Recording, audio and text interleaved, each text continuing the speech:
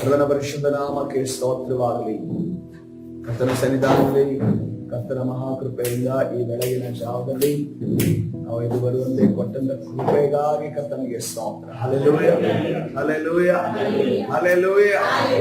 ಕರ್ತನ ಪರಿಶುದ್ಧ ನಾಮಕ್ಕೆ ಸ್ತೋತ್ರವಾಗಲಿ. ಕರ್ತನ ಸನ್ನಿಧಾನದಲ್ಲಿ ಸಮಯದಲ್ಲಿ ನಮ್ಮನ್ನು ನಾವು ಕರ್ತನ ಕರಗಳಿಗೆ ಸಮರ್ಪಿಸೋಣ. ಕರ್ತನು ನಮ್ಮನ್ನು ಆಶೀರ್ವದಿಸುವುದಾಗಲಿ. ಮುಂಜಾವಿನ ಪ್ರಾರ್ಥನೆ ನಾವು ಸೇರಿ ಬರದೆ ಕರ್ತನ ಕೊಟ್ಟದ ಕೃಪೆಗಾಗಿ ಸ್ತೋತ್ರ. ನಾವು ಒಂದು ವಿಚಾರವಾಗಿ ಧ್ಯಾನ ಮಾಡ್ತಾ ಇದ್ವಿ. ಏನನ್ನ ಧ್ಯಾನ ಮಾಡ್ತಾ ಇದ್ವಿ ನಾವು? ಅಬ್ರಹಾಮನ 3 ದಿನದ ಪ್ರಯಾಣ. ಹಲ್ಲೆಲೂಯಾ. ಬಹಳ ಕಷ್ಟಕರವಾದ ಪ್ರಯಾಣ. ಎಷ್ಟೋ ಕೆಜಿ ಗಟ್ಟಲೆ ಕಬ್ಬಣವನ್ನು ಕಟ್ಟಿಕೊಂಡು ಅಬ್ರಹಾಮನ ಕಾಲಿಡ್ತಾ ಇದ್ದಾನೆ ಅಂತ ಅನ್ಕೊಂಡು ಅಬ್ರಹಾಮನಿಗೆ ಅನಿಸ್ತಾ ಇದೆ. ಎಂದಿನಾಗೆ ಅದೇ ಒಂದು ಚಪ್ಪಲಿ ಹಾಕೊಂಡು ಅಬ್ರಹಾಮ ಹೋಗ್ತಾ ಇದ್ದಾನೆ. ಆದರೆ ಈ ಸಾರಿ ತನ್ನ ಮಗನನ್ನ ಆ ಮೋರಿಯ ಬೆಟ್ಟದೆಡೆಗೆ 3 ದಿನ ಪ್ರಯಾಣ ಮಾಡುವಾಗ ಅಬ್ರಹಾಮನಿಗೆ ಅನಿಸ್ತಾ ಇದೆ, ನನ್ನ ಕಾಲು ತುಂಬಾ ಭಾರವಾಗಿದೆ. ನನ್ನ ಹೆಗಲ ಮೇಲೆ ದೊಡ್ಡ ಮೂಟೆಯನ್ನು ಯಾರೋ ಓಡಿಸಿದ್ದಾರೆ. ನನ್ನ ತಲೆ ಭಾರ ಅನಿಸ್ತಾ ಇದೆ ಅನ್ನುವ ರೀತಿಯಲ್ಲಿ ಅಬ್ರಹಾಮನು ಆ ಬೆಟ್ಟದೆಡೆಗೆ ಹೋಗ್ತಾ ಇದ್ದಾನೆ. ಆದ್ರೆ ಈ ಬೆಟ್ಟದೆಡೆಗೆ ಹೋಗೋದಕ್ಕೆ, ಆತನ ವಿಧೇಯನಾಗುವುದಕ್ಕೆ, ನಂಬಿಕೆಯಿಂದ ನಡೆಯೋದಕ್ಕೆ ಅನೇಕ ಆಲೋಚನೆಗಳು ಅಬ್ರಹಾಮನ ಮನಸ್ಸಿನಲ್ಲಿ ಹಾದೋಗ್ತಾ ಇದೆ. ಆದ್ರೂ ಕೂಡ ಆತನ ಏನ್ ಮಾಡ್ತಾ ಇದ್ದಾನೆ? ನನ್ನ ದೇವರು ನನಗೆ ಮಾತನಾಡಿದ್ದಾನೆ, ನನ್ನ ದೇವರು ನನಗೆ ವಾಗ್ದಾನ ಕೊಟ್ಟಿದ್ದಾನೆ, ನನ್ನ ದೇವರು ನನಗೆ ನನ್ನ ಮುಂದಿನ ವಿಚಾರವನ್ನ, ಭವಿಷ್ಯತ್ತನ್ನ ಹೇಳಿದ್ದಾನೆ. ಅದಕ್ಕೋಸ್ಕರ ನಾನು ಆತನನ್ನು ನಂಬಿಕೊಂಡು ನಾನು ಮುಂದೆ ಹೋಗ್ತೇನೆ ಅಂತ ಅನ್ಕೊಂಡು ಅದನ್ನು ಮುಂದೆ ಹೋಗ್ತೇನೆ. ಆದ್ರೆ ಅನೇಕ ತಡೆಗಳು ಉಂಟು ಆತನ ವಿಧೇಯತೆಗೆ, ಆತನ ನಂಬಿಕೆಗೆ ಅನೇಕ ತಡೆಗಳು. ಮೊದಲನೇ ತಡೆ ಯಾರೆಂದು ನೋಡುವಾಗ ಅದನ್ನ ಸ್ವಂತ ಹೆಂಡತಿಯಾದ ಸಾರಳೆಂದು ನೋಡುತ್ತೇವೆ. ಅದಕ್ಕೋಸ್ಕರವಾಗಿ ಸಾರಳ ಹತ್ರ ನಿಜವಾದ ನಡೆದಂತ ಘಟನೆಯನ್ನು ಅವನು ಹೇಳಲಿಲ್ಲ. ಆದ್ರೆ ಸಾರಳು ಯಾವ ರೀತಿಯಲ್ಲಿ ಈಸಾಕನನ್ನ ಪ್ರೀತಿ ಮಾಡಿದ್ಲು, ಎಷ್ಟೊಂದು ಹಚ್ಕೊಂಡಿದ್ಲು, ಎಷ್ಟು, ಯಾಕಂದ್ರೆ ಸ್ವಾಭಾವಿಕವಾಗಿ ಎಷ್ಟೋ ವರ್ಷಗಳ ನಂತರ ಹುಟ್ಟಿದಂತ ಮಗುವಿನ ಮೇಲೆ ತುಂಬಾ ಪ್ರೀತಿ ಇರುತ್ತೆ. ಅದೇ ರೀತಿಯ ಒಂದು ಪ್ರೀತಿ ಯಾರ ಮೇಲೆ ಇತ್ತು? ಪ್ರಾಣಕ್ಕೆ ಪ್ರಾಣ ಕೊಡುವಷ್ಟು ಸಾರಳಿತು. ಈ ತಡೆಯನ್ನ ದಾಟಿ ಈ ಅಬ್ರಹಾಮನು ಈಸಾಕನ ಮುಂದೆ ಹೋಗ್ತಿದ್ದಾರೆ. ಮುಂದೆ ಹೋಗುವಾಗ ಇನ್ನೊಂದು ತಡೆ ಅವರ ಜೀವಿತದಲ್ಲಿ ಬರ್ತಾ ಇದೆ. ವಾಕ್ಯದಲ್ಲಿ ನೋಡೋಣ. ನಾನು ಮೊದಲಿಂದ ಆ ವಾಕ್ಯಗಳನ್ನು ಓದಿ, ಆದಿಕಾಂಡ 22ನೇ ಅಧ್ಯಾಯ 1ನೇ ವಚನ. ಈ ಸಂಗತಿಗಳು ಆದ ಮೇಲೆ ದೇವರು ಅಬ್ರಹಾಮನನ್ನು ಪರಿಶೋಧಿಸಿದನು. ಹೇಗೆಂದರೆ ಆತನನ್ನು ಅವನನ್ನು ಅಬ್ರಹಾಮನೆ ಎಂದು ಕರೆಯಲು ಅವನು ಇಗೋ ಇದ್ದೇನೆ ಅಂದನು. ಆಗಲ ಆತನು, ನಿನಗೆ ಪ್ರಿಯನಾಗಿರುವ ಒಬ್ಬನೇ ಮಗನಾದ ಈಸಾಕನನ್ನು ತೆಗೆದುಕೊಂಡು ಮೋರಿಯಾ ದೇಶಕ್ಕೆ ಹೋಗಿ ಅಲ್ಲಿ ಅವನನ್ನು ನಾನು ಹೇಳುವ ಒಂದು ಬೆಟ್ಟದ ಮೇಲೆ ಸರ್ವಾಂಗ ಹೋಮವಾಗಿ ಅರ್ಪಿಸಬೇಕು ಅಂದನು. ಬೆಳಗ್ಗೆ ಅಬ್ರಹಾಮನು ಎದ್ದು ಕತ್ತೆಗೆ ತಡಿ ಹಾಕಿಸಿ ಯಜ್ಞಕ್ಕೆ ಬೇಕಾದ ಕಟ್ಟಿಗೆಯನ್ನು ಓಡಿಸಿ ತನ್ನ ಸೇವಕರಲ್ಲಿ 2 ತನ್ನ ಮಗನಾದ ಈಸಾಕನನ್ನು ಕರೆದುಕೊಂಡು ದೇವರು ಹೇಳಿದ ಸ್ಥಳಕ್ಕೆ ಹೊರಟನು. ಹಲ್ಲೆಲೂಯಾ. ಕರ್ತನ ಪರಿಶುದ್ಧ ನಾಮಕ್ಕೆ ಸ್ತೋತ್ರವಾಗಲಿ. ಸಾರಳು ಫಿಕ್ಸ್ ಮಾಡಿ ಮುಂದೆ ಹೋಗಾಯ್ತು. ಈಗ ಇನ್ನು ಇರುವಂತ ಕೆಲವು ವ್ಯಕ್ತಿಗಳನ್ನ ಕರ್ಕೊಂಡು ಹೋಗ್ತೀವಿ. ಎಲ್ಲಿ ನಾವು ನೋಡಬಹುದು? ಬೆಳಗ್ಗೆ ಅಬ್ರಹಾಮನೇ ಎದ್ದು ಕತ್ತೆಗೆ ತಡಿ ಹಾಕಿಸಿ ಯಜ್ಞಕ್ಕೆ ಬೇಕಾದ ಕಟ್ಟಿಗೆಯನ್ನು ಇಟ್ಟು ಎಲ್ಲ ವಸ್ತುಗಳನ್ನು ತಗೊಂಡಾಯ್ತು. ಓಡಿಸಿ ಯಾರನ್ನ ಕರ್ಕೊಂಡು ಹೋಗ್ತಿದ್ದಾನೆ? ನನ್ನ ಸೇವಕರನ್ನ ಕರ್ಕೊಂಡು ಹೋಗ್ತಾನೆ. ಸರ್ವೆಂಟ್ಸ್ ಅನ್ನ ಕರ್ಕೊಂಡು ಹೋಗ್ತಾನೆ. ಈ ಸರ್ವೆಂಟ್ಸ್ ಯಾವ ರೀತಿ ಬೆಳೆದವರು ಗೊತ್ತಾ? ಚಿಕ್ಕಂದಿನಿಂದ ಅವರನ್ನ ಬೆಳೆಸಿ ನಿಲ್ಲಿಸಿದ ಸರ್ವೆಂಟ್ಸ್ ಇವರು. ಯಹೂದ್ಯರ ಚರಿತ್ರೆ ಗ್ರಂಥದಲ್ಲಿ ಈ ರೀತಿಯಲ್ಲಿ ಹೇಳುತ್ತದೆ. ಈ ಸರ್ವೆಂಟ್ಸ್ ಅಲ್ಲಿ ಒಬ್ಬರು ಎಲಿಯೇಜರ್ ಆಗಿದ್ದನು. ಯಾಕಂದ್ರೆ ನಮ್ಗೆ ಗೊತ್ತಿದೆ, ಎಲಿಯೇಜರನು ಬಹಳ ನಂಬಿಗಸ್ತನಾದ ಸೇವಕ ಅಬ್ರಹಾಮ. ನಾವು ಯಾವಾಗಲೂ ನಮ್ಮ ಪರ್ಸನಲ್ ಕೆಲಸಕ್ಕೆ ನಂಬಿಗಸ್ತರನ್ನ ಕರ್ಕೊಂಡು ಹೋಗ್ತೀವಿ, ರಹಸ್ಯವನ್ನ ಕಾಪಾಡುವವರನ್ನ ಕರ್ಕೊಂಡು ಹೋಗ್ತೀವಿ, ಯಜಮಾನನ ಮರ್ಯಾದೆಯನ್ನು ಎತ್ತಿ ಹಿಡಿಯೋರನ್ನ ಕರ್ಕೊಂಡು ಹೋಗ್ತೇವೆ. ಈ ವಿಚಾರ ಎಲ್ಲೂ ಕೂಡ ಸ್ಪ್ರೆಡ್ ಆಗದೆ ಇರೋಕೆ ನಮ್ಮ ಮರ್ಯಾದೆಯನ್ನ ಕಾಪಾಡುವಂತವರನ್ನ ಕರ್ಕೊಂಡು ಹೋಗ್ತೇವೆ. ಸ್ವಾಭಾವಿಕವಾಗಿ ಹೆಂಡತಿ ಗಂಡನನ್ನ ಕರ್ಕೊಂಡು ಹೋಗ್ತಾರೆ, ಗಂಡ ಹೆಂಡತಿಯನ್ನ ಕರ್ಕೊಂಡು ಹೋಗ್ತಾರೆ, ಹೆಂಡತಿ ಗಂಡ ಒಟ್ಟು ಜೊತೆ ಇಲ್ಲ ಅಂತಂದ್ರೆ ಮಕ್ಕಳನ್ನ ಕರ್ಕೊಂಡು ಹೋಗ್ತಾರೆ. ಈ 3 ಒಂಗಡ ಇಲ್ಲ ಅಂತಂದಾಗ ಯಾರು ನಂಬಿಕಸ್ಥರೇ ಆಗಿದ್ದಾರೆ ಅವರನ್ನ ಕರ್ಕೊಂಡು ಹೋಗ್ತಾರೆ. ಅದಕ್ಕೋಸ್ಕರ ಒಂದನ್ನು ನಾವು ತಿಳಿದುಕೊಳ್ಳಬೇಕು. ಕೆಲವು ಸೇವಾ ಕಾರ್ಯಗಳಲ್ಲಿ ಸೇವಕರು ಕೂಡ ಕರ್ಕೊಂಡು ಹೋಗುವ ಕೆಲವರನ್ನ ಕರ್ಕೊಂಡು ಹೋಗ್ತಾರೆ. ಯಾಕೆಂತಂದ್ರೆ ಅವರ ಬಾಯಲ್ಲಿ ಕಿವಿಗೆ ಬಿದ್ದಂತ ಮಾತು, ಕಣ್ಣಿನಿಂದ ನೋಡಿದ ದೃಶ್ಯ ಯಾವುದು ಕೂಡ ಹೊರಗಡೆ ಹೋಗೋದಿಲ್ಲ. ಹಂಗಂತ ಹೇಳಿ ಪಾಸ್ಟರ್ ಅನರ್ಥ ಕೆಲಸ ಮಾಡಿದ್ದನ್ನ ಹೇಳಬಾರದು ಅನ್ನೋ ರೀತಿಯಲ್ಲಿ ಮುಚ್ಚಿ ಹಾಕುವಂತ ನಂಬಿಗಸ್ತರ ಬಗ್ಗೆ ನಾನು ಮಾತಾಡ್ತಾ ಇಲ್ಲ. ಪಾಸ್ಟರ್ ಮಾಡಿರುವಂತ ದೇವರಿಗೆ ಸಮ್ಮತವಲ್ಲದ ಕೆಲಸವನ್ನ ಮುಚ್ಚಿ ಹಾಕುವಂತ ಸೇವಕರ ಬಗ್ಗೆ ನಾನು ಮಾತಾಡ್ತಾ ಇಲ್ಲ, ನಂಬಿಗಸ್ತರ ಬಗ್ಗೆ ನಾನು ಮಾತಾಡ್ತಾ ಇಲ್ಲ. ನ್ಯಾಯವಾದ ವಿಚಾರವನ್ನ, ದೇವರ ರಹಸ್ಯವನ್ನ ಕಾಪಾಡುವಂತವ್ರನ್ನ ಕರ್ತನು ಕರೆದುಕೊಂಡು ಹೋಗ್ತಾನೆ. ಯಾಕೆಂತಂದ್ರೆ ಈ ಯೇಸು ಕ್ರಿಸ್ತನು ಕೂಡ ತನ್ನ ಜೊತೆ ಕರೆದುಕೊಂಡು ಹೋಗುವಾಗ ಪೇತ್ರ, ಯೋಹಾನ, ಯಾಕೋಬ ಎಲ್ಲಿ ಕರ್ಕೊಂಡೋದು? ಯಾಯಿರನ ಮನೆಗೆ ಕರ್ಕೊಂಡೋದು. ಯಾಯಿರನ ಮನೆಯಲ್ಲಿ ಒಂದು ಘಟನೆ ನಡೀತು. ಬೆಳೆದು ನಿಂತ ಮಗಳು ಸತ್ತೋಗಿದ್ದಾಳೆ. ಯಾಯಿರನು ಎಲ್ಲರ ಕಡೆ ಹೇಳ್ಕೊಂಡು ಯೇಸು ಕ್ರಿಸ್ತನ ಬಳಿ ಹೇಳ್ದ. ಆದ್ರೆ ಒಳಗಡೆ ನಡೆದಂತ ವಿಚಾರ ನೀವು ಯಾರಿಗೂ ಹೇಳಬಾರದು. ಇದು ಸೀಕ್ರೆಟ್, ಟಾಪ್ ಸೀಕ್ರೆಟ್. ನೀವು ಗಮನಿಸಬಹುದು, ಯೋಹಾನ ಅದನ್ನು ಸಾಯ ತನಕ ಅದನ್ನು ಹೇಳಿ, ಯೋಹಾನ ಅದನ್ನ ಸಾಯ ತನಕ ಬಾಯಿ ಬಿಡಲಿಲ್ಲ. ಯಾಕೆಂದ್ರೆ ಅದನ್ನು ಕರ್ತನಿಗೆ ಮಾತು ಕೊಟ್ಟಿದ್ದ ಬೇರೆ. ಹಲ್ಲೆಲೂಯಾ. ಕರ್ತನ ಮಾತು ಕೊಟ್ಟ ಮೇಲೆ, ನಮ್ಮ ನಾಲಿಗೆಯಿಂದ ಕರ್ತನಿಗೆ ಮಾತು ಕೊಟ್ಟ ಮೇಲೆ ಬಹಳ ಎಚ್ಚರಿಕೆಯಿಂದಿರಬೇಕು. ಒಂದು ವೇಳೆ ಮಾತು ತಪ್ಪದ್ವಿ ಅಂತ ತಿಳ್ಕೊಳ್ಳಿ, ನಮ್ಮ ಬಾಯಿಯಿಂದ ವಿಚಾರ ಹೊರಗಡೆ ಬಂತು ಅಂತ ತಿಳ್ಕೊಳ್ಳಿ, ನೆಕ್ಸ್ಟ್ ನಿನಗೆ ರಹಸ್ಯಗಳು ಬಂದು ಸೇರೋದು. ಕರ್ತನ ನಿನ್ನ ಜೊತೆ ರಹಸ್ಯಗಳನ್ನ ಹಂಚೋದಿಲ್ಲ. ಯಾರೇ ಆಗ್ಲಿ ನೋಡ್ರಿ, ನಾವು ಮನುಷ್ಯರಾದ್ರೆ ಅಷ್ಟೇ. ಒಂದು ಫ್ರೆಂಡ್ ಇರ್ತಾನೆ, ಫ್ರೆಂಡ್ ಜೊತೆ ನಾವು ಎಲ್ಲ ರಹಸ್ಯಗಳನ್ನ ಹಂಚ್ಕೋತಾ ಇರ್ತೀವಿ. ಒಂದು ಸಾರಿ ನಿಮ್ಗೆ ಗೊತ್ತಾಯ್ತು, ಆ ಫ್ರೆಂಡ್ ಹೋಗಿ ಬೇರೆಯವ್ರ ಜೊತೆ ನಿಮ್ಮ ರಹಸ್ಯವನ್ನ ಹೇಳದ ಅಂತ ಗೊತ್ತಾದ ಕೂಡಲೇ ನಿಮಗೇನ್ ಅನ್ಸುತ್ತೆ? ನೆಕ್ಸ್ಟ್ ನೀನು ಅವನ ಹತ್ರ ರಹಸ್ಯವನ್ನ ಶೇರ್ ಮಾಡೋದು. ಅವನನ್ನ ಸ್ವಲ್ಪ ಡಿಸ್ಟೆನ್ಸ್ ಅಲ್ಲಿ ಇಡ್ತೀಯ, ಅವನ ಸ್ವಲ್ಪ ದೂರ ಇಡ್ತೀಯ. ಯಾಕಂದ್ರೆ ನೀನು ಡೇಂಜರಸ್ ಪರ್ಸನ್. ಯಾಕಂದ್ರೆ ನಾಳೆ ದಿವಸ ನಿನ್ನನ್ನೇ ಶಿಕ್ಷೆ ಆಗ್ತಾನೆ. ಯಾಕಂದ್ರೆ ಸಂದರ್ಭಗಳನ್ನ ಅರ್ಥ ಮಾಡಿಕೊಳ್ಳದೆ ಇನ್ನೊಬ್ಬರ ಹತ್ರ ಹೋಗಿ ಶೇರ್ ಆಯ್ತು ಅಂದಾಗ, ಸೇವೆಯ ವಿಚಾರದಲ್ಲಿ ನಾವು ವಿಶೇಷವಾಗಿ, ನನ್ನ ಸೇವೆಯ ವಿಚಾರದಲ್ಲಿ ನಾನು ಇದನ್ನ ಬಹಳ ಪ್ರಾಮುಖ್ಯತೆ ಅಂದ್ಕೊಳ್ಳುತ್ತೇನೆ. ಈ ರಹಸ್ಯವನ್ನ ಕಾಪಾಡೋರನ್ನ ಮಾತ್ರ, ದೇವರ ರಹಸ್ಯವನ್ನ ಕಾಪಾಡೋರನ್ನ ಮಾತ್ರ ನಾನು ನನ್ನ ಸುತ್ತಲೇ ಇಟ್ಕೊಳ್ತೇನೆ. ಆ ಒಂದು ಸಾಮರ್ಥ್ಯ ಇರೋರನ್ನ ಮಾತ್ರ ನನ್ನ ಸುತ್ತಲೇ, ಯಾರ ರಹಸ್ಯವನ್ನ ಕಾಪಾಡೋದಿಲ್ಲ ಅವರನ್ನ ನನ್ನ ಹತ್ರ ಇಟ್ಕೊಳ್ತೇನೆ. ಯಾಕಂದ್ರೆ ಇದು ದೇವರ ಸೇವೆ, ದೇವರ ರಾಜ್ಯ. ಹಲ್ಲೆಲೂಯಾ. ದೇವರ ರಾಜ್ಯವನ್ನ ಕಟ್ತಾ ಇದ್ದೇವೆ ನಾವು. ಯಾವುದೋ ಒಂದು ಕಲ್ಲು ಮಣ್ಣಿನ ಮನೆ ಕಟ್ತಾ ಇಲ್ಲ, ದೇವರ ರಾಜ್ಯವನ್ನ ಕಟ್ತಾ ಇದ್ದೇವೆ. ಹಲ್ಲೆಲೂಯಾ. ಅದಕ್ಕೋಸ್ಕರವಾಗಿ ನಿಮಗೆ ಅರ್ಥವಾಗಬೇಕಂದ್ರೆ, ನಾನು ದೇವರ ಸೇವೆಯಲ್ಲಿ ಮುಂದುವರಿಯಬೇಕು ಅಂತಂದ್ರೆ ದೇವರ ರಹಸ್ಯವನ್ನ ನಾನು ಕಾಪಾಡುವವನಾಗಿರ್ಬೇಕು. ಹಲ್ಲೆಲೂಯಾ. ಕರ್ತನ ಪರಿಶುದ್ಧ ನಾಮಕ್ಕೆ ಸ್ತೋತ್ರವಾಗಲಿ. ಇಲ್ಲಿ ನಾವು ನೋಡ್ತಾ ಇದ್ದೇವೆ, ಇಬ್ಬರು ಸೇವಕರನ್ನ ಪರ್ಸನಲ್ ಆಗಿ ಕರ್ಕೊಂಡು ಹೋಗ್ತಾ ಇದ್ದಾನೆ.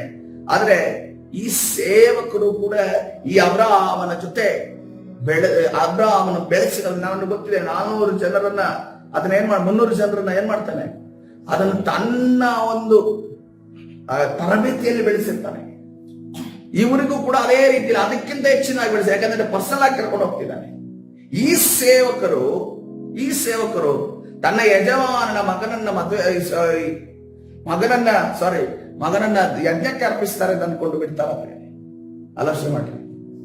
ನಿಮಗೆ ನಂಬಿಗಸ್ತಾರ ಆದ ಒಬ್ರು ಯಾರೋ ಜೊತೆ ಫ್ರೆಂಡ್ ಇದ್ದಾರೆ, ನಿಮ್ ಸಮಸ್ಯೆ ಏನಂತ ಗೊತ್ತಾಯ್ತು, ನಿಮ್ಗೆ ಏನೋ ಹಾನಿ ಬರ್ತಾ ಇದೆ, ಅವರು ಸುಮ್ಮನೆ ಇರ್ತಾರ. ಲಾಸ್ಟ್ ಸಾಕ್ಷಿ ಹೇಳಿದ್ರು ಜೇಮ್ಸ್ ಅಂಕಲ್, ಅವ್ರೇನು ಮಾಡಿಲ್ಲ.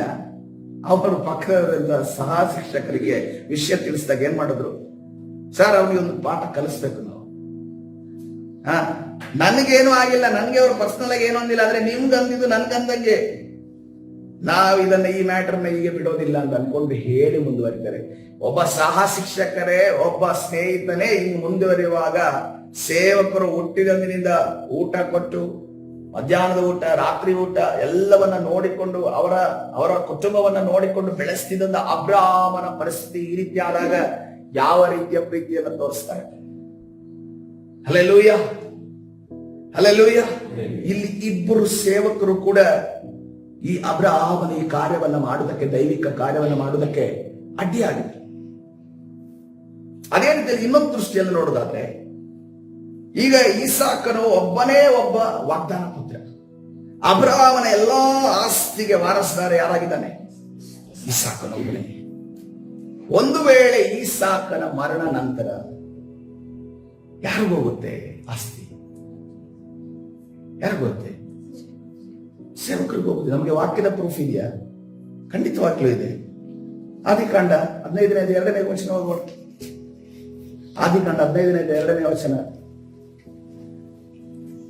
ದೇವರು ಹೇಳ್ತಾರೆ, ನಾನು ನಿನಗೆ ವಾಗ್ದಾನವಾಗಿ ಪುತ್ರನನ್ನು ಕೊಡ್ತೇನೆ ಅಂತ ಅನ್ಕೊಂಡು ಹೇಳ್ತಾರೆ.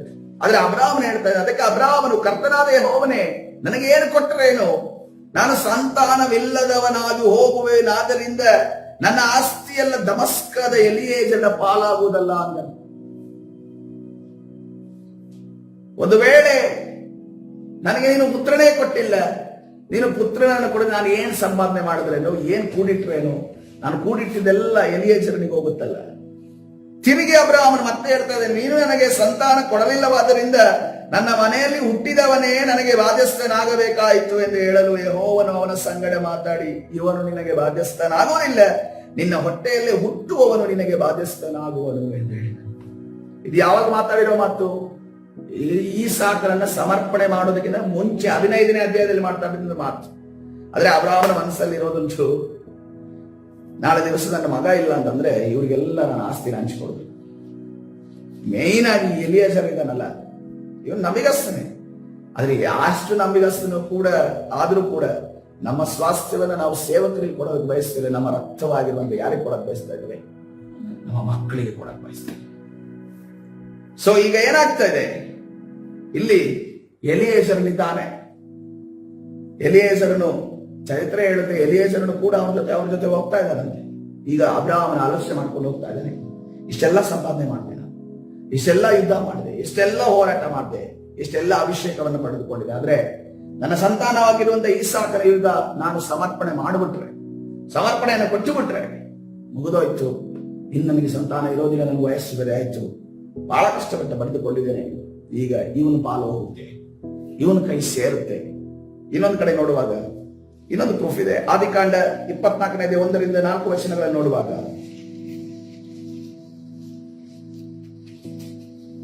ಎಲಿಯೇಜರನಿಗೆ ಎಷ್ಟು ಮಟ್ಟದ, ಅಬ್ರಾಮನ ಮೇಲೆ ಎಷ್ಟು ಮಟ್ಟದ ಅಧಿಕಾರ ಇತ್ತು ನಾನು ನಿಮ್ಗೆ ಹೇಳ್ತಾ ಇದ್ದೇನೆ. ಅಬ್ರಾಮನು ಬಹುದಿನದ ವೃದ್ಧನಾದ ಯೆಹೋವನು ಅವನನ್ನು ಸಕಲ ವಿಷಯಗಳಲ್ಲಿ ಅಭಿವೃದ್ಧಿ ಪಡಿಸಿದ್ದನು. ಹೀಗಿರಲು ಅವನು ತನಗಿದ್ದ ಆಸ್ತಿಯ ಮೇಲೆ ಆಡಳಿತ ಮಾಡುತ್ತಿದ್ದ. ಯಾರಂತೆ? ಎಲಿ ಸೇವಕನಿಗೆ ಏನ್ ಮಾಡ್ತಿದ್ದಂತೆ? ಅವನ ಆಡಳಿತ ಮಾಡ್ತಿದ್ದಂತೆ. ಯಾರ ಮೇಲೆ? ಅಬ್ರಾಮನ ಆಸ್ತಿಯ ಮೇಲೆ. ಒಂಥರ ಏನಂದ್ರೆ ಸೂಪರ್ವೈಸರ್ ತರ ಇದ್ದ. ಏನ್ ಮಾಡೋದಾದ್ರು ಎಲಿಯೇಜರ್ ಅಂದ್ಕೊಂಡು ಕರೆಯೋದು. ಒಂದ್ 100 ರೂಪಾಯಿ ಯಾರಾದ್ರೂ ಕೇಳ್ಕೊಂಡು ಬಂದ್ರು ಅಂತಂದ್ರೆ, ಎಲಿಯೇಜರ್ ಅವ್ನಿಗೊಂದು 100 ರೂಪಾಯಿ ಕೊಡು. ಎಲ್ಲ ಕೌಂಟ್ ಯಾರ ಹತ್ರ ಇತ್ತು? ಎಲಿಯೇಜರ್ ಬಳಿ ಇತ್ತು. ಅದಕ್ಕೆ ಅಬ್ರಾಮನೆ ಕನ್ಫರ್ಮ್ ಇತ್ತು, ಒಂದ್ ವೇಳೆ ನನಗೆ ಮಕ್ಕಳಿಲ್ಲ ಅಂತಂದ್ರೆ ಪಕ್ಕ ಇವನ್ ಕೈ ಹೋಗುತ್ತೆ. ದೇವರು ಕೊಟ್ಟಿದ್ದಾನಿಲ್ಲ ಗೊತ್ತಿಲ್ಲ, ಆಟೋಮೆಟಿಕ್ ಆಗಿ ಅಥಾರಿಟಿ ಅವನ ಮೇಲೆ ಹೋಗುತ್ತೆ.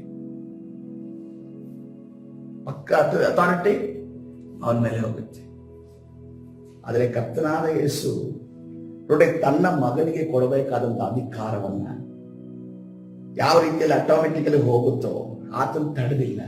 ಆತನ ಇವತ್ತಿನ ದಿವಸ ನಮಗೆ ಆ ಅಧಿಕಾರವನ್ನು ಕೊಟ್ಟಿದ್ದಾನೆ. ಹಲ್ಲೆಲೂಯಾ. ಆತನ ಅದನ್ನ ತಡೆದಿಲ್ಲ. ಅಬ್ರಾಮನಿಗೆ ತನ್ನ ಆಸ್ತಿ ಹೋಗುತ್ತೆ, ಸ್ವಾಸ್ಥ್ಯ ಹೋಗುತ್ತೆ ಅಂತ ಅನ್ಕೊಂಡು ಬಹಳ ಚಿಂತೆ ಇತ್ತು. ಆದ್ರೆ ನಮ್ಮ ಐಶ್ವರ್ಯವಂತನಾದ ಕರ್ತನಾದ ಯೇಸು, ತಂದೆಯಾದ ದೇವರು, ಆತನು ತನ್ನ ಮಗನಿಗೆ ಅದನ್ನ, ಆ ಮಗನು ಇಲ್ಲದೆ ಹೋದ್ರೂ ಕೂಡ ಮಗನಿಗಿಂತ ಹೆಚ್ಚಿನ ಕಾರ್ಯವನ್ನು ಮಾಡುವುದಕ್ಕೆ ಅವಕಾಶ ಮಾಡಿಕೊಟ್ಟನು. ಯಾರಿಗೆ? ನಮಗೆ ಕೊಟ್ಟನು. ಹಲ್ಲೆಲೂಯಾ. ಅಪೊಸ್ತಲರಿಗೆ ಕೊಟ್ಟನು, ನಮಗೆ ಕೊಟ್ಟನು. ಹಲ್ಲೆಲೂಯಾ.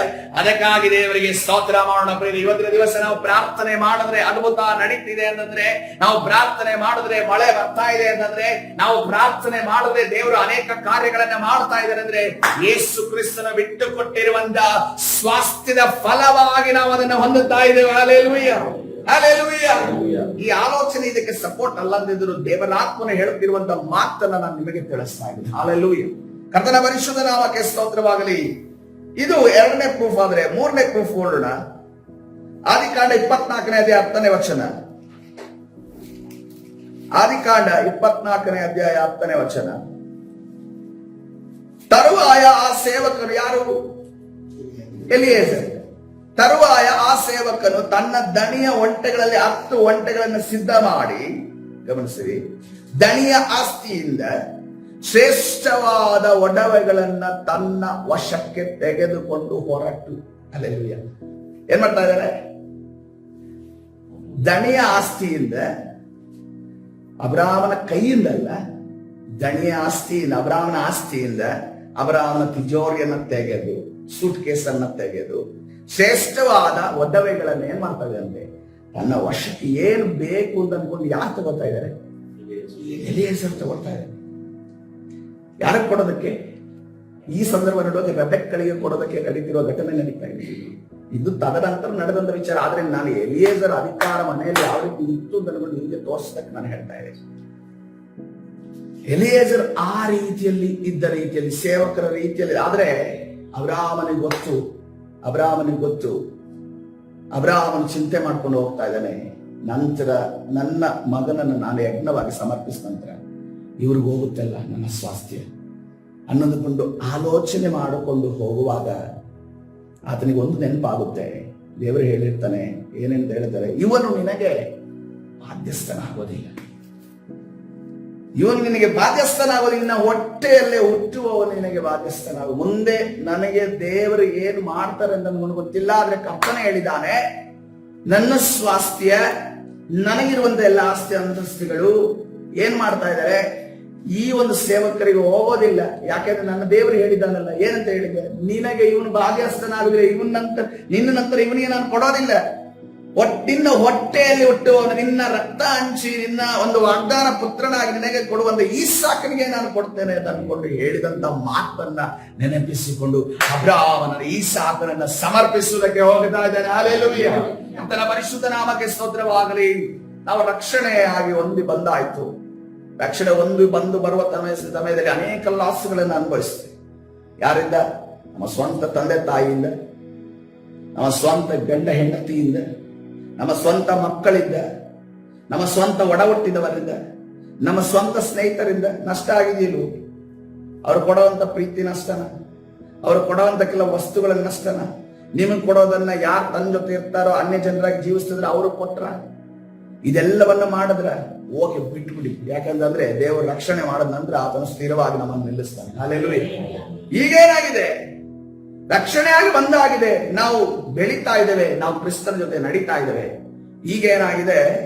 ಆಸ್ತಿಯನ್ನ ಹಂಚುವ ವಿಚಾರ ಬಂತು. ಎಲ್ರಿಗೂ ಏನೇನು ಕೊಡಬೇಕು, ಏನೇನು ಸೇರ್ಬೇಕು ಆ ವಿಚಾರ ಬಂತು. ಆ ವಿಚಾರ ಬರುವಾಗಲೂ ಕೂಡ ಏನ್ ಮ್ಯಾಟರ್ ಬಂತು? ನೀನು ಚರ್ಚಿಗೆ ಹೋಗ್ತಿದ್ದೀಯಲ್ಲ, ನೀನು ಕ್ರಿಸ್ತನನ್ನ ಸೇವಿಸ್ತಾ ಇದೆಯಾ? ಯಾರು ಕ್ರಿಸ್ತನಲ್ಲಿರುವ ಅವರಿಗೊಂದು ವಿಶೇಷವಾದ ಇನ್ಫ್ಲುಯೆನ್ಸ್, ಯಾರು ಕ್ರಿಸ್ತನಲ್ಲಿರುವ ಅವರಿಗೆ ವಿಶೇಷವಾದ ಪ್ರಭಾವ.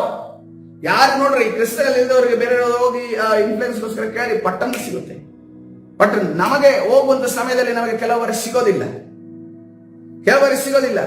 ಆದ್ರೆ ಕರ್ತನೆ ಹೇಳ್ತಾ ಇದ್ದೇನೆ, ನೀನು ಕರ್ತನಲ್ಲಿ ನಿಲ್ಲೋದಾದ್ರೆ, ಹಲ್ಲೆಲೂಯಾ, ನಿನಗೆ ಕರ್ತನ ಇನ್ಫ್ಲುಯೆನ್ಸ್ ಇರೋದಾದ್ರೆ, ನಿನಗೆ ಯಾವ ಆಸ್ತಿ ಅಂತಸ್ತು ಸ್ವಾಸ್ಥ್ಯ ಯಾವುದು ನಿನ್ನನ್ನ ಕ್ರಿಸ್ತನಿಂದ ದೂರ ಮಾಡೋದಿಲ್ಲ. ನೀನು ಅಬ್ರಾಮನ ರೀತಿಯಲ್ಲಿ ಕರ್ತನ ಆಜ್ಞೆಯನ್ನ ಕೈಗೊಂಡು ನಡೆಯುವುದಕ್ಕೆ ನೀನು ನಿಲ್ಲುವವನಾಗಿರುತ್ತೀಯ. Hallelujah, hallelujah. ನನಗೆ ಗೊತ್ತಿಲ್ಲ ಎಷ್ಟು ಜನರ ಜೀವಿತದಲ್ಲಿ ಕಾರ್ಯ ಬಂದಿದೆಯೋ ಗೊತ್ತಿಲ್ಲ. ನಿನಗೆ ಕೊಡುವುದನ್ನ ಬೇರೆಯವರಿಗೆ ನಾನು ಕೊಡ್ತೀನಿ ಅಂತ ಅನ್ಕೊಂಡು ನಿಮ್ಮ ಒಂದು ಜೊತೆಯಲ್ಲಿರುವವರು ಹೇಳಿರಬಹುದು. ಆದ್ರೆ ಕರ್ತನ ಹೇಳ್ತಾ ಇದ್ದಾರೆ, ಅವರು ಕೊಡುದವ್ರಿಗೆ ಕೊಡ್ಲಿ, ಅದನ್ನ ಬಿಟ್ಟುಕೊಡ್ರಿ. ಅದರ ಜೊತೆ ನಾವು ಕೋರ್ಟ್ಗಾಗ್ಲಿ, ನ್ಯಾಯಾಲಯಕ್ಕಾಗ್ಲಿ, ವ್ಯಾಜ್ಯಕ್ಕಾಗ್ಲಿ, ಸಂಧಾನಕ್ಕಾಗ್ಲಿ ನಾವು ಕೂರೋದಕ್ಕೆ ಸಾಧ್ಯ ಇಲ್ಲ. ಯಾಕಂದ್ರೆ ಅದರಲ್ಲಿ ಲೋಕದ ಮಾತುಗಳೇ, ಲೋಕದ ವ್ಯವಹಾರಗಳೇ ನಡೆಯುತ್ತೆ. ಆದ್ರೆ ಕರ್ತನು ನಮ್ಮನ್ನ ಆತನ ಐಶ್ವರ್ಯಕ್ಕೆ ತಕ್ಕ ಹಾಗೆ ಅದನ್ನು ಆಶೀರ್ವಾದ ಮಾಡುವಾದನಾಗಿದೆ. ಹಲ್ಲೆಲೂಯಾ. ನೀವು ಒಂದು ದೃಷ್ಟಿಯಲ್ಲಿ ಆಲೋಚನೆ ಮಾಡಿರ್ತೀರಿ, ಒಂದು ವೇಳೆ ನಾವು ಲೋಕದಲ್ಲಿ ಇರ್ತಿದ್ರೆ ಈ ಸಮಾಧಾನ ನಮಗಿರ್ತಿತ್ತ, ಈ ಸಂತೋಷ ನಮಗೆ ಇರ್ತಿತ್ತ, ನಮ್ಮ ಮನೆಯಲ್ಲಿರುವಂತ ಕುಟುಂಬದ ಸದಸ್ಯರು ಇರ್ತಿದ್ರ, ನಿಮ್ಮ ಗಂಡನಾಗ್ಲಿ ಹೆಂಡತಾಗ್ಲಿ ಮಕ್ಕಳಾಗ್ಲಿ ಇರ್ತಿದ್ರ? ಇರ್ತಿರ್ಲಿಲ್ಲ ಅಂತಂದ್ಮೇಲೆ, ಎಲ್ಲಾ ಈ ವ್ಯಕ್ತಿಗಳೇ ಇಲ್ಲ ಅಂತಂದ ಮೇಲೆ ಏನ್ ಹೇಳ್ತಾರಲ್ಲ, ಅದೊಂದು ಗಾದೆ ಮಾತಿದೆ, ಬಾಯಲ್ಲಿ ಬರ್ತಾ ಇಲ್ಲ ನಮಗೆ. ಏನ ವ್ಯಕ್ತಿ ಸತ್ತ ಮೇಲೆ ಯಾರು ನೆನಪಿಲ್ಲ, ಯಾರು ಗೊತ್ತಾಗ್ತಿಲ್ವ, ವ್ಯಕ್ತಿ ಸತ್ತ ಮೇಲೆ ಏನೋ, ವ್ಯಕ್ತಿನೇ ಸತ್ತ ಮೇಲೆ ಇದೆಲ್ಲ ಇದ್ದು ಏನ್ ಪ್ರಯೋಜನ ಅನ್ನೋ ರೀತಿಯಲ್ಲಿ ಹೇಳ್ತಾರಲ್ಲ, ಒಂದು ಗಾದೆ ಮಾತಿದೆ. ಅಂಕಲ್ ಯಾವತ್ತೂ ಹೇಳ್ತಾರೆ ಈ ಮಾತನ್ನ. ಸೊ ಅದಕ್ಕೋಸ್ಕರವಾಗಿ ನೋಡ್ರಿ, ನಮ್ಮ ಆರೋಗ್ಯನೇ ಹೋದ್ಮೇಲೆ ನಾವೇ ಇಲ್ಲ ಅಂತಂದ್ರೆ ನಮ್ಮ ಆಸ್ತಿ ಅಂತಸ್ತೇನಕ್ಕೆ?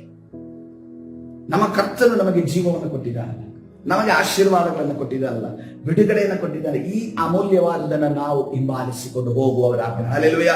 ಕರ್ತನ ಆಜ್ಞೆಯನ್ನು ಯಾವ ರೀತಿಯಲ್ಲಿ ತನ್ನ ಸೇವಕರು ತನಗೆ ಡಿಸ್ಟರ್ಬೆನ್ಸ್ ಆದರೂ ಕೂಡ, ತನ್ನಲ್ಲಿರುವಂತಹ ಎಲ್ಲ ಸ್ವಾಸ್ಥ್ಯ ಅವರಿಗೆ ಹೋಗುತ್ತೆ ಅಂತ ನಿಮಗೆ ಗೊತ್ತಿದ್ದರೂ ಕೂಡ, ಒಂದು ವೇಳೆ ಅಬ್ರಹಾಮನ ಹಿಂದೆ ಹೊರದಿದ್ರೆ ತನ್ನ ಮಗನ ನಾನು ಉಳಿಸ್ಕೊತೀನಿ, ಈ ಸೇವಕರಿಗೆ ಆಸ್ತಿ ಕೊಡ್ಲಿ, ಈ ಸೇವಕರಿಗೆ ನನ್ನ ಸ್ವಾಸ್ಥ್ಯ ಯಾಕೆ ಕೊಡ್ಲಿ, ಈ ಸೇವಕರಿಗೆ ನನ್ನ ಸ್ವಾಸ್ಥ್ಯ ಯಾಕೆ ಸೇರೋದು ಅಂತ ಅನ್ಕೊಂಡು ಸೇರಿ ಅದನ್ನು ನಿಲ್ಲಿಸಿದ್ರೆ ಏನಾಗ್ತಾ ಇತ್ತು? ದೇವರಿಗೆ ವಿರುದ್ಧವಾಗಿ ನಡೆದಂಗಾಗಿತ್ತು. ಆದರೆ ಇವತ್ತಿನ ದಿವಸ ಚರಿತ್ರೆಯಲ್ಲಿ ಕೂಡ ಅಬ್ರಹಾಮ ಇಸಾಕನ ವಿಚಾರವನ್ನು ಸಮರ್ಪಣೆ ವಿಚಾರ ಓದ್ತಿದ್ದೇವೆ ಅಂತಂದ್ರೆ, ಅವತ್ತಿನ ದಿವಸ ಅಬ್ರಹಾಮನು ನಿರ್ಧಾರವನ್ನು ತೆಗೆದುಕೊಂಡು ತಾನು ಆ ಮಾಡಿದಂತ ನಿರ್ಧಾರದ ಪ್ರಕಾರವಾಗಿ ಆತನ ಆಜ್ಞೆಗಳಲ್ಲಿ ಕೈಗೊಂಡು ನಡೆದನೆಂದು ನಾವು ನೋಡಿದ್ದೇವೆ. ಹಲ್ಲೆಲೂಯಾ. ಇವತ್ತಿನ ದಿವಸ ಕ್ರಿಸ್ತನೆಡೆಗೆ ಬರೋದಕ್ಕೆ ನಾವು ಆಸ್ತಿಯನ್ನು ನೋಡ್ತೇವೆ. ನಿಮಗೆ ಎಷ್ಟು ಜನರಿಗೆ ಗೊತ್ತಿದೆ ಗೊತ್ತಾ? ಈ ಕ್ರಿಸ್ತನಲ್ಲಿ ಬಂದವರನ್ನ ಅನೇಕ ಜನರ ಮನೆಗಳಲ್ಲಿ ನೀನ್ ಚರ್ಚ್ಗೆ ಹೋಗೋದು ನಿನಗೆ ಆಸ್ತಿ ಕೊಡಲ್ಲ ಅಂತ ಅನ್ಕೊಂಡು ಬಿಡಿಸ್ತವ್ರಿದ್ದಾರೆ. ನೀನ್ ಚರ್ಚಿಗೆ ಹೋಗಲ್ಲ ಅಂತಂದ್ರೆ ನಿನಗೆ ಆಸ್ತಿ ಬರೆಯೋದಿಲ್ಲ ಅಂತ ಅನ್ಕೊಂಡು ಬಿಡಿಸ್ತವ್ರಿದ್ರೆ ಈಗ ಸೀಕ್ರೆಟ್ ಆಗಿ ಅವರು ದೇವರನ್ನ ಸೇರಿಸ್ತಾ ಇದ್ದಾರೆ. ಅದಕ್ಕೆ ಬೇರೆ ನಮಗೆ ಈ ಮನುಷ್ಯ ಏನ್ ಬೇಕಾದ್ರೆ ಏನ್ ಕೊಡೋದಿಲ್ಲ, ಕೋಟಿಗಟ್ಟಲೆ ಆಸ್ತಿ ಆದ್ರೂ ಕೂಡ ಅದು ನಮಗೆ ಬರಿದೇ ಇರಲಿ. ಹಾಗೆ ಕೋಟ್ಯಾಧೀಶ್ವರನಾದ ನಮ್ಮ ಐಶ್ವರ್ಯವಂತನಾದ ಕಥಾದಿ ಕರ್ತನು ನಮ್ಮ ಜೊತೆ ಇರುವಾಗ ಯಾವ ಭಯವು ನಮಗಿಲ್ಲ.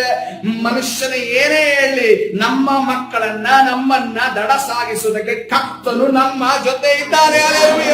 ಅದಕ್ಕೋಸ್ಕರವಾಗಿ ನನಗೆ ಅವನು ಹಣ ಕೊಡದೇ ಇದ್ರೆ ನನ್ನ ಜೀವನ ಸಾಗೋದಿಲ್ಲ, ಅವನು ಇನ್ಫ್ಲುಯೆನ್ಸ್ ಇದ್ರೆ ನನಗೆ ಇನ್ಫ್ಲುಯೆನ್ಸ್ ಇದ್ರೆ ಜೀವನ ಸಾಗೋದಿಲ್ಲ, ಅವನೇನಾದ್ರೂ ನಮಗೆ ಕೊಡದೇ ಇದ್ರೆ ಇನ್ಫ್ಲುಯೆನ್ಸ್ ಆಗೋದಿಲ್ಲ ಅಂತ ಅನ್ಕೊಂಡು ನೀವು ಆಸ್ತಿ ಪತ್ರಗಳನ್ನ ನೋಡ್ಕೊಂಡು ಕೂತ್ಕೊಂಡ್ರೆ ಆಗೋದಿಲ್ಲ. ಬೇರೆ ಆ ಪತ್ರಗಳನ್ನ ಅವನ್ ಕೈ ಕೊಡ್ರಿ, ನಿಮ್ಗೆ ಏನ್ ಬೇಕಪ್ಪ ಮಾಡ್ಕೋ, ಯಾರು ಕೊಡ್ತೀಯ ಕೊಟ್ಕೋ.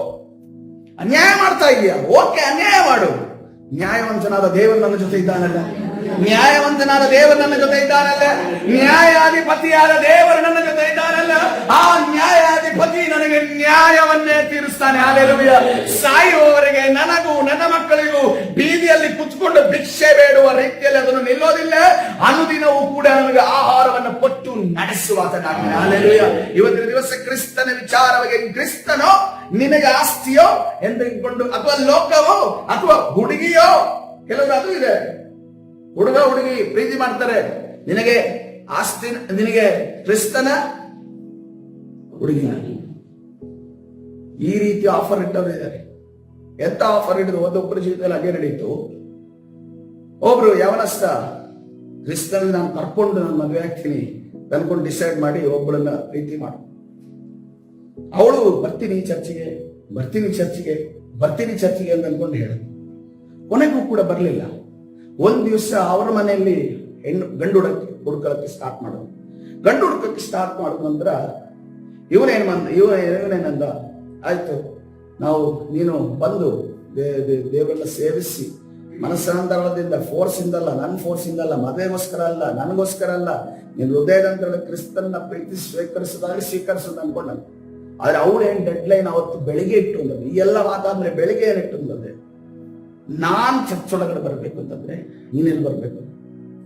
ನೀನ್ ಅನ್ಯ ಜನರು ಹೋಗುವಂತ ಸ್ಥಳಕ್ಕೆ ಬರ್ಬೇಕು. ನೀನಿಲ್ಲಿ ಬಂದ್ರೆ ನಾನು ಅಲ್ಲಿ ಬರ್ತೀನಿ. ಇವನು ಇಲ್ಲಿ ಬಂದ ಮೇಲೆ ಎಲ್ಲಿ ಹೋಗ್ತಾನೆ ರಿಟರ್ನ್? ಕೆಸರಿಂದ ಕಾಲೆತ್ತಕ್ಕಾಗ. ಗದ್ದೆಲ್ಲಾದ್ರೆ ಕೆಸರಲ್ಲಿ ಕಾಲೆತ್ತೋದು. ನೀವು ಹೊಳೆ ನೀರಲ್ಲಿ ಇರಬೇಕು, ಆ ಜಾಗ ಕೆಸರು ಇದೆಯಲ್ಲ, ಅದು ಸುಳಿಯೋದು ಒಳಗಡೆಯಿಂದ ಹಂಗೆ ಹೇಳ್ಕೊಂಡ್ಬಿಡುತ್ತೆ. ಸೊ ಅದಕ್ಕೋಸ್ಕರವಾಗಿ ನೋಡ್ರಿ, ಎಂತೆಂತ ಆಫರ್ಗಳನ್ನ ಸೈತಾನ ಇಡ್ತಾನೆ ಅಂತಂದ್ರೆ ಆ ರೀತಿಯಲ್ಲಿ ಸೈತಾನ ಇಡ್ತಾನೆ. ಅವನಿಗೆ ಗೊತ್ತು ಎಲ್ಲಿ ಹಿಡಿಬೇಕು ಅಂತ. ನಮಗೂ ಗೊತ್ತಿದೆಯಲ್ಲ ಮೀನಿಗೆ ಎಷ್ಟು ಹೆಂಗ್ ಗಾಳ ಹಾಕ್ಬೇಕು ಅಂತ. ಅದೇ ರೀತಿ ಸೈತಾನ ಗೊತ್ತಿದೆ ನಮ್ಗೆ ಏನ್ ಗಾಳ ಹಾಕ್ಬೇಕು ಅಂತ.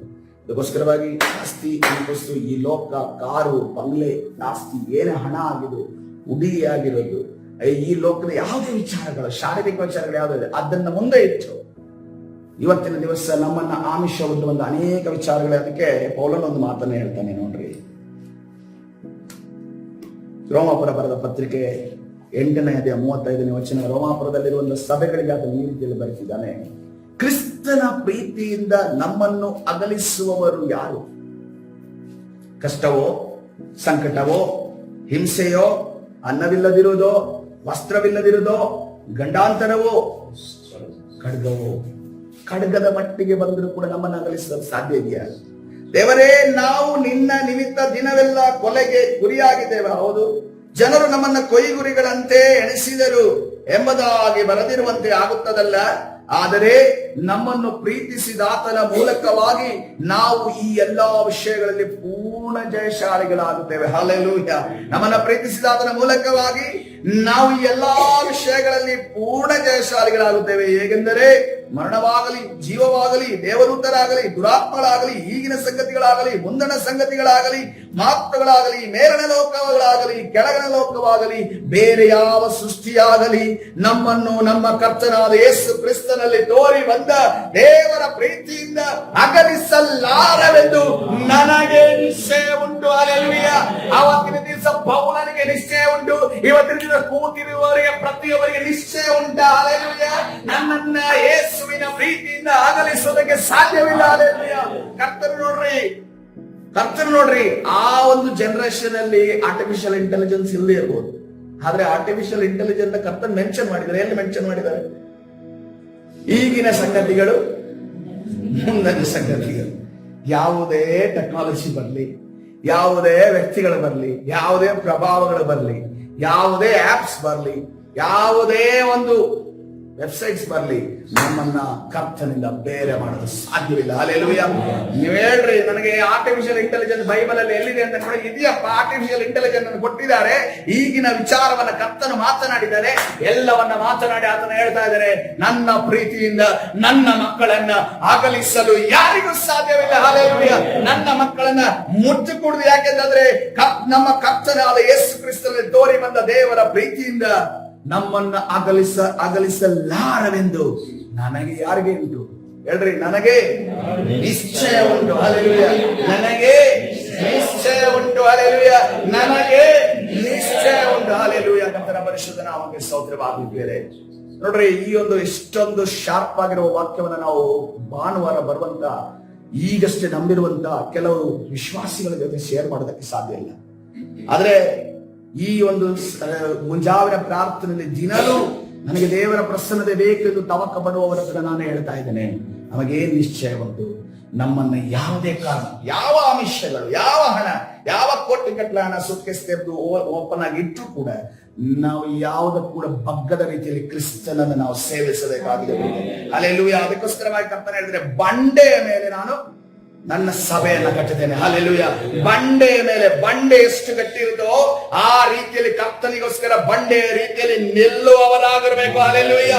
ಕರ್ತನ ಪರಿಶುದ್ಧ ನಾಮಕ್ಕೆ ಸ್ತೋತ್ರವಾಗಲಿ. ಬೇರೆ ಕಲ್ಲನ್ನು ನೋಡಿದ್ರಿ, ಬಂಡೆ ನೋಡಿದ್ರಿ. ಬಂಡೆ ಮುಂದೆ ನೋಡುವಾಗ ಬಹಳ ಚಿಕ್ಕದಾಗಿ ಕಾಣುತ್ತೆ, ಹಿಂದಿಲ್ಲ. ಅದು ಅಡಿಗೆ ಎಷ್ಟು ಆಳ ಇರುತ್ತೆ ಗೊತ್ತಾ? ಅಡಿಯಲ್ಲಿ ಎಷ್ಟು ಆಳ ಇರುತ್ತೆ ಗೊತ್ತಾ? ಅದನ್ನು ನೀವು ತೆಗೆದು ಹಾಕಿದಾಗ ಗೊತ್ತಾಗುತ್ತೆ ಎಲ್ಲಿದೆ ಅದ್ರ ಬೇರು. ಆ ರೀತಿಯಲ್ಲಿ ನಾವು ಬೆಳಿಬೇಕಾಗಿದೆ. ಹಲ್ಲೆಲೂಯಾ. ಆ ಬಂಡೆಗಳ ಮೇಲೆ ಕರ್ತನು ಸಭೆಯನ್ನು ಕಟ್ಟಿದ್ದಾನೆ. ಹಲ್ಲೆಲೂಯಾ. ಆತನ ಆಲಯವನ್ನ ಕಟ್ಟಿದ್ದಾನೆ. ಆತನ ಪ್ರಸನ್ನತೆಯನ್ನು ಇಳಿಸ್ತಾನೆ ಆ ಒಂದು ಬಂಡೆಗಳ ಮೇಲೆ. ಇವತ್ತಿನ ದಿವಸ ನಮ್ಮನ್ನ ನಾವು ಕರ್ತನ ಕರಗಳಿಗೆ ಸಮರ್ಪಿಸೋಣ. ನಮಗಿರುವಂತಹ ಆಮಿಷಗಳನ್ನ ಈಗ ಸಮಯದಲ್ಲಿ ಕಣ್ಣ ಮುಂದೆ ತರೋಣ ಪ್ರಿಯರೇ. ನಮಗೆ ಯಾರಾದರೂ ಸಂಬಂಧಗಳ ವಿಚಾರವಾಗಿ ಆಮಿಷಗಳನ್ನು ತರ್ತಾ ಇದ್ದಾರೆ, ನಮಗೆ ಹಣದ ವಿಚಾರವಾಗಿ ಆಮಿಷವನ್ನ ತರ್ತಾ ಇದ್ದಾರೆ, ಅಥವಾ ನಮಗೆ ಪ್ರೀತಿಯ ವಿಚಾರವಾಗಿ ಆ ಆಮಿಷವನ್ನ ತರ್ತಾ ಇದ್ದಾರೆ, ಪ್ರಭಾವದ ಇನ್ಫ್ಲುಯೆನ್ಸ್ ವಿಚಾರವಾಗಿ ಅಥವಾ ಕೆಲಸದ ವಿಚಾರವಾಗಿ, ಪ್ರಮೋಷನ್ ವಿಚಾರವಾಗಿ ನಮಗೆ ಯಾರಾದರೂ ಬೇರೆ ರೀತಿಯಲ್ಲಿ ಆಮಿಷವನ್ನ ತರ್ತಾ ಇದ್ದಾರೆ. ಈ ಸಮಯದಲ್ಲಿ ಹೇಳೋಣ, ನನಗೆ ಕ್ರಿಸ್ತನೊಬ್ಬನೇ ಸಾಕು. ಹಲ್ಲೆಲೂಯಾ. ನನಗೆ ಕ್ರಿಸ್ತನೊಬ್ಬನೇ ಸಾಕು. ಹಲ್ಲೆಲೂಯಾ. ಪರಿಶುದ್ಧ ದೇವರ ನಾಮಕ್ಕೆ ಸ್ತೋತ್ರವಾಗಲಿ. ಕರ್ತನೆ, ಇವತ್ತಿನ ದಿವಸ ನಿನ್ನ ಸನ್ನಿಧಿಯಲ್ಲಿ ಕರ್ತನೆ ನಾನು ಬೇಡಿಕೊಳ್ಳುತ್ತಾ ಇದ್ದೇನೆ ಸ್ವಾಮಿ. ಕರ್ತನೆ, ನಮ್ಮೆಲ್ಲರನ್ನ ರೆಕ್ಕೆಯ ಮರೆಯಲ್ಲಿ ಓದಿಸಿ ಕರ್ತನೆ ನಡೆಸುವುದಕ್ಕಾಗಿ ಸ್ತೋತ್ರ. ಕರ್ತನೆ, ಈ ಲೋಕದಲ್ಲಿ ನಮಗೆ ಸ್ವಾಮಿ ಏನೂ ಬೇಡ ಸ್ವಾಮಿ. ನಾವು ಇದರಲ್ಲಿ ಕರ್ತನೆ ಈ ಲೋಕಕ್ಕೆ ಬರುವಾಗ ಏನು ಪಡೆದುಕೊಂಡು ಬಂದಿಲ್ಲ. ತಾಯಿಯ ಹೊಟ್ಟೆಯಲ್ಲಿ ಕರ್ತನೆ ರಾಜ ಯಾವ ಆಸ್ತಿಯ ಪೇಪರ್ ಅನ್ನು ಹೊತ್ತುಕೊಂಡು ಬಂದಿಲ್ಲ ಕರ್ತನೆ. ನಾವು ಕರ್ತನೆ ಏನು ಇಲ್ಲದವರಾಗಿ ಬಂದಿದ್ದೇವೆ, ಏನು ಇಲ್ಲದವರಾಗಿ ಹೋಗುತ್ತೇವೆ. ಆದರೆ ಕರ್ತನೆ, ಆ ಬಂದು ಹೋಗುವಂತ ಆ ಸಮಯದ ಮಧ್ಯದಲ್ಲಿ ಕರ್ತನೆ ನಿನಗೆ ನೀತಿವಂತರಾಗಿ, ಸತ್ಯವಂತರಾಗಿ, ನಿನಗೆ ಕರ್ತನೆ ಆಜ್ಞೆಗಳಲ್ಲಿ ಕೈಗೊಂಡು ನಡೆಯುವಂತ ವಿಧೇಯರಾಗಿ ನಡೆಯುವಾಗ ಸಹಾಯ ಮಾಡು. ಅಬ್ರಹಾಮನು ಯಾವ ರೀತಿಯಲ್ಲಿ ನಿನ್ನ ಆಜ್ಞೆಯನ್ನು ಕೈಗೊಂಡು ನಡೆಯುವುದಕ್ಕೆ ಒಂದು ದೊಡ್ಡ ನಿರ್ಧಾರವನ್ನ ಕೈಗೊಂಡು ಸೇವಕರ ಮಾತನ್ನು ಕೇಳದೆ ತನ್ನ ಆಸ್ತಿ ಯಾರು ಹೋಗುತ್ತೆ ಅಂದ್ಕೊಂಡು ಆಲೋಚನೆ ಮಾಡದೆ ನಿನ್ನನ್ನ ಹಿಂಬಾಲಿಸಿದನೋ ಅದೇ ರೀತಿಯಲ್ಲಿ ಪರಿಪಾಲಿಸುವಾಗ ನಮ್ಮನ್ನು ನಡೆಸುವುದಕ್ಕಾಗಿ ಸ್ತೋತ್ರ. ವಿರೋಧವಾಗಿ ಕರ್ತನೆ ನಮ್ಮನ್ನ ಗಲಿಬಿಲಿಗೊಳಿಸುವಂತೆ, ನಮ್ಮನ್ನ ಕರ್ತನೆ ರಾಜ ಭಯಪಡಿಸುವಂತ, ಕಳವಳಗೊಳಿಸುವಂತ, ನಮ್ಮನ್ನ ಕರ್ತನೆ ಚಿಂತೆಗೊಳಿಸುವಂತ ಎಲ್ಲಾ ಸೈತಾನನ ಕಾರ್ಯಗಳನ್ನ ನಜರೇತಿನ ಯೇಸುವಿನ ನಾಮದಲ್ಲಿ ಬಂಧಿಸಿ ಬಿಡುಗಡೆ ಉಂಟು ಮಾಡಿ ತಾನು ನಡೆಸು ಬಲಪಡಿಸು. ಕರ್ತನಾದ ಯೇಸು ಸ್ವಾಮಿ ಪ್ರಾರ್ಥನೆ ಕೊಡ್ತೀನಿ ಜೀವವುಳ್ಳ ತಂದೆ. ಆಮೆನ್.